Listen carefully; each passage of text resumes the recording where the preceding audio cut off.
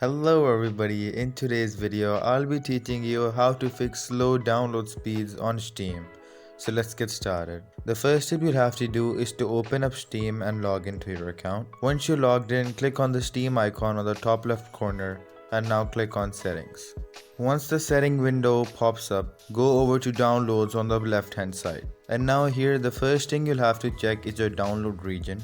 Make sure this is the closest to where you live so that Steam can be connected to your closest server and your games can be downloaded much faster. Now make sure that limit download speeds are turned off so the maximum amount of internet can be given to your Steam download. Now allow downloads during gameplay. Make sure this is toggled on so that even when you're playing a game, your downloads do not stop and they continue. Now the last thing over here that I'll recommend is clear your download cache. As you can see, it says clearing the download cache might resolve issues downloading or starting apps. So over here you can just click on clear cache. Now just close this window.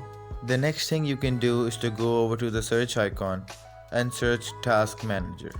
Once Task Manager opens up, go ahead to the Performance tab, and now at the bottom you'll see an option that says Open Resource Monitor.